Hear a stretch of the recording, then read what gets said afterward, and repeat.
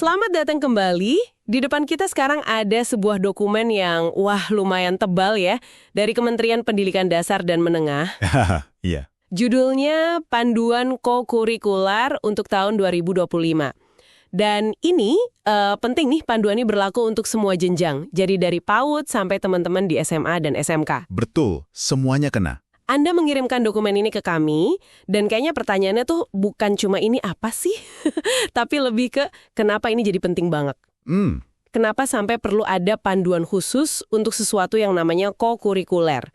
Nah, misi kita hari ini adalah membedah dokumen ini. Kita mau cari tahu ide besarnya. Oke. Apakah ini cuma istilah baru yang keren untuk ekstrakurikuler, atau ini benar-benar sebuah pergeseran fundamental dalam cara kita memandang pendidikan? Mari kita cari tahu. Tepat sekali. Hal pertama yang harus kita luruskan nih, ini bukan sekedar kegiatan tambahan buat ngisi waktu luang. Oke. Lupakan bayangan itu. Panduan ini secara eksplisit menempatkan kokurikuler sebagai bagian, dan ini saya kutip ya, integral dari kurikulum. Integral? Berarti bagian inti ya? Bagian inti. Posisinya setara dengan pelajaran di kelas. Tujuannya pun, ambisius sekali.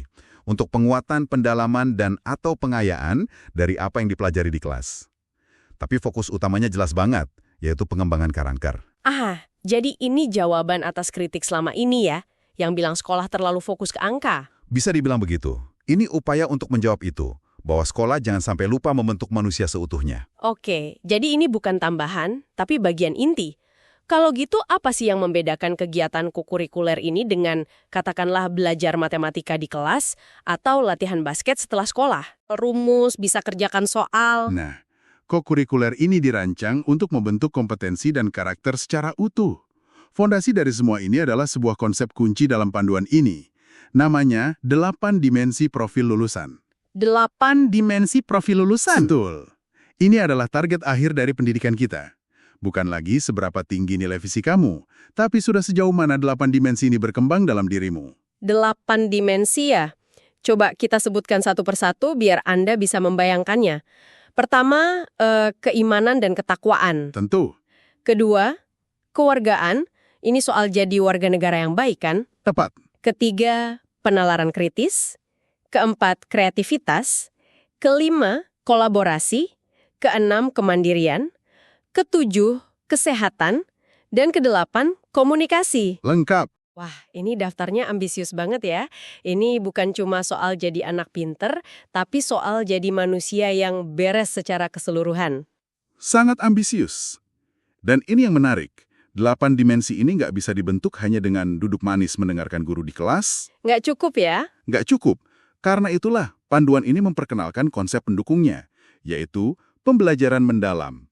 Kalau menurut definisi resmi, pembelajaran mendalam itu adalah pendekatan yang menciptakan suasana belajar yang berkesadaran, mindful, bermakna, meaningful, dan menggembirakan, joyful. Sebentar, mindful, meaningful, joyful. Ini kan kata-kata yang sering jadi jargon di seminar-seminar motivasi. Bagaimana panduan ini memastikan ini bukan cuma slogan kosong di atas kertas? Nah, disitulah peran kokurikuler. Panduan ini seolah berkata, oke, kita nggak bisa menciptakan pembelajaran seperti ini kalau murid cuma duduk di bangku dan guru di depan papan tulis. Masuk akal. Pembelajaran mendalam itu melibatkan, ini istilahnya, olah pikir, olah hati, olah rasa, dan olahraga. Nah, kegiatan kokurikuler yang seringkali berbasis proyek dan dilakukan di luar kelas, jadi wadah yang sempurna untuk itu. Kasih contoh dong. Oke. Belajar tentang lingkungan itu jadi bermakna kalau kamu langsung turun membersihkan sungai, kan? Oh iya ya. Belajar kolaborasi itu jadi menggembirakan kalau kamu dan teman-temanmu berhasil mementaskan sebuah drama. Jadi kokurikuler itu cara untuk membumikan konsep-konsep besar tadi. Saya jadi paham. Jadi ini adalah upaya untuk membuat proses belajar itu kena di hati, bukan cuma berhenti di kepala. Tepat. Ada satu kalimat di panduan ini yang benar-benar merangkum semua itu. Kokurikuler menjadikan sekolah bukan sekedar tempat belajar, tetapi tempat bertumbuh sebagai manusia seutuhnya. Dalam sekali maknanya. Visinya luar biasa besar, tapi visi tanpa eksekusi yang jelas kan cuma halusinasi ya.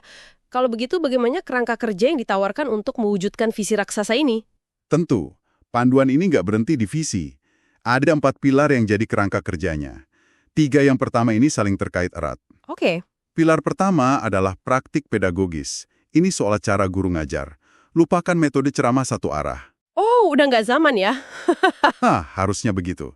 Guru didorong jadi aktivator dan kolaborator. Model pembelajarannya harus aktif, kayak project-based learning, berbasis masalah, atau penyelidikan. Jadi murid nggak cuma dikasih tahu jawabannya, tapi dibimbing buat nemuin sendiri. Oke, itu pilar pertama. Nah, ini nyambung ke pilar kedua, lingkungan pembelajaran. Ruang belajar nggak boleh lagi dibatasi 4 dinding kelas. Jadi belajar bisa di mana saja? Betul, halaman sekolah, kebun belakang, museum, kantor kelurahan, bahkan dunia maya, semua itu adalah ruang kelas yang sah.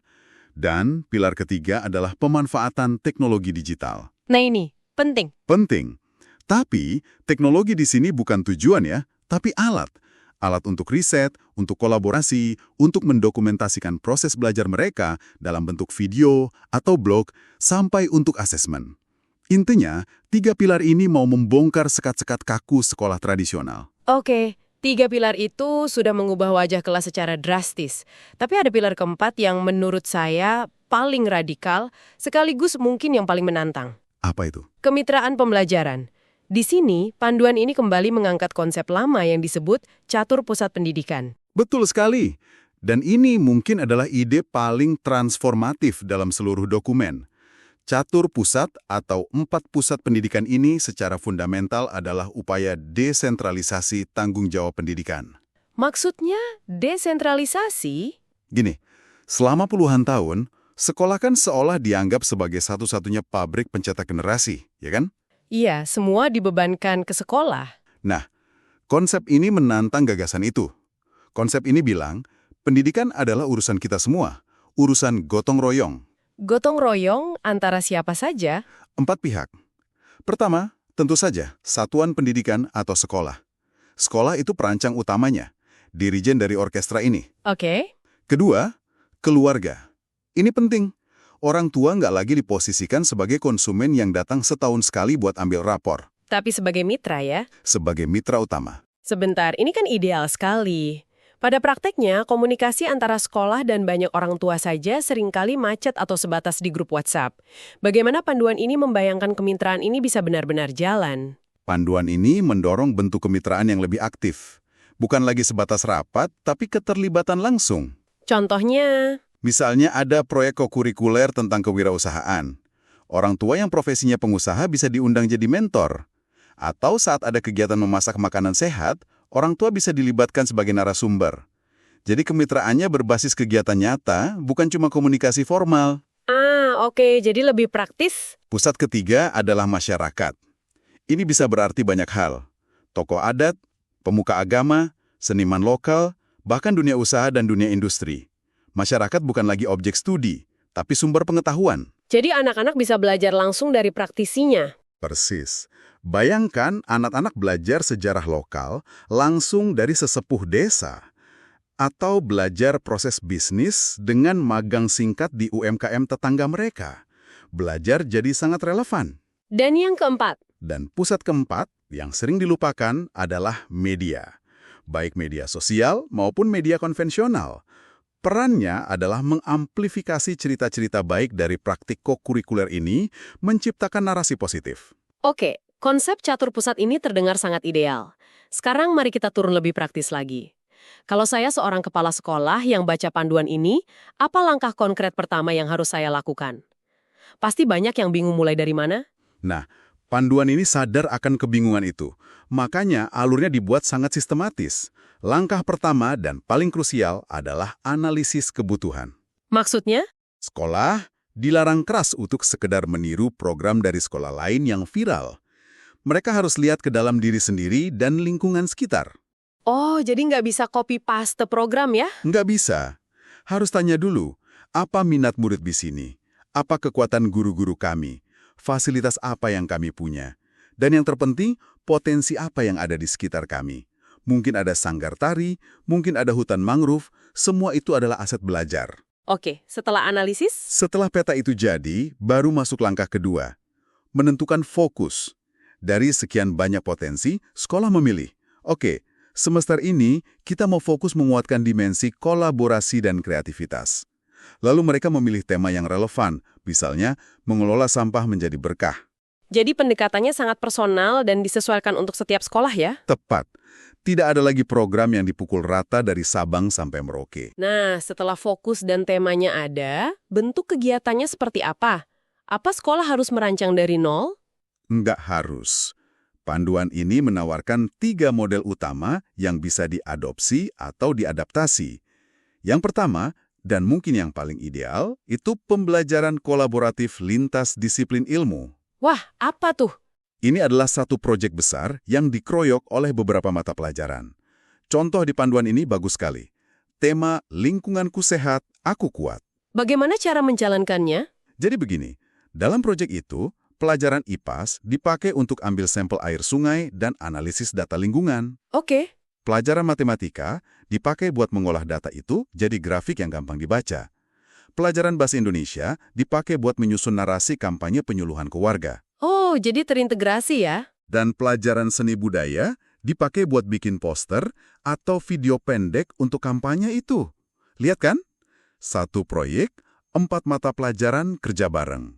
Murid jadi paham kalau ilmu itu saling terhubung. Betul juga. Di dunia nyata kan masalah nggak bisa diselesaikan cuma dengan satu mata pelajaran. Persis. Itu model pertama. Model kedua apa? Model kedua lebih fokus ke pembiasaan karakter, namanya Gerakan 7 Kebiasaan Anak Indonesia Hebat, G7KAI. Apa saja itu? Ini mencakup hal-hal seperti bangun pagi, beribadah, berolahraga, makan sehat, gemar belajar, bermasyarakat, dan tidur cepat. Jujur, ini kedengarannya seperti poster yang biasa kita lihat di dinding UKS. Gimana caranya memastikan ini nggak jadi sekedar checklist formalitas? Sudah olahraga? Centang. Pertanyaan kritis. Kunci yang ditekankan dalam panduan ini adalah proses refleksi. Jadi, bukan hanya tentang melakukan, tapi memaknai. Memaknai? Iya. Misalnya, setelah seminggu membiasakan bermasyarakat, guru nggak cuma tanya, siapa yang sudah bantu tetangga? Tapi, apa yang kamu rasakan saat bantu orang lain? Menurutmu, kenapa tolong-menolong itu penting? Jadi ada pendalamannya. Betul. Refleksi inilah yang mengubah kebiasaan dari tindakan mekanis menjadi karakter yang terinternalisasi. Oke, itu lebih masuk akal. Lalu model ketiga. Model ketiga adalah cara lainnya. Ini semacam pintu fleksibilitas. Panduan ini sadar kalau setiap sekolah itu unik. Jadi sekolah boleh berkreasi sendiri? Boleh banget. Sekolah di Pekalongan misalnya bisa bikin program kokurikuler membatik. Sekolah kejuruan pariwisata bisa bikin proyek mengelola event wisata kecil di daerahnya. Bahkan pagelaran seni tahunan pun bisa jadi kegiatan kokurikuler asal dirancang dengan sengaja untuk mengembangkan dimensi tertentu. Dari kreativitas sampai manajemen acara ya? Betul. Dan ada satu hal yang membuktikan keseriusan pemerintah dengan program ini. Alokasi waktu. Oh, waktunya diatur. Diatur.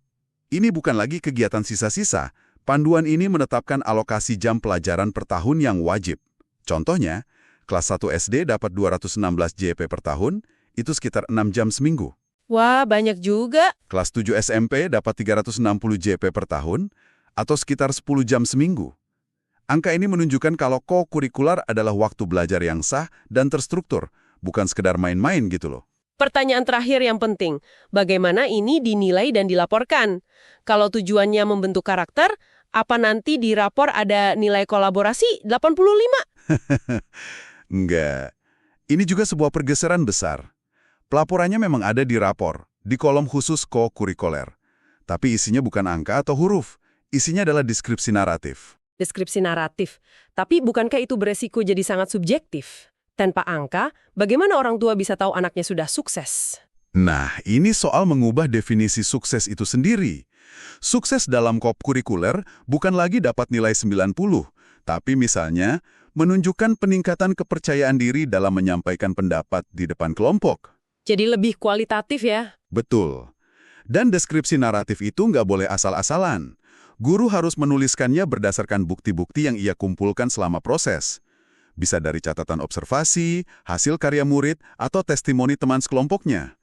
Jadi laporannya menjadi sebuah cerita tentang pertumbuhan seorang anak, bukan sekedar label angka. Lebih kaya makna ya, meskipun memang menuntut lebih banyak pekerjaan dari guru. Tentu saja. Adalah sebuah cetak biru yang sangat detail untuk mengubah arah pendidikan kita. Dari yang tadinya fokus pada transfer pengetahuan, apa yang kamu hafal, menjadi pembentukan manusia yang utuh. Manusia utuh ya? Kamu bisa apa dan jadi orang seperti apa? Tepat sekali.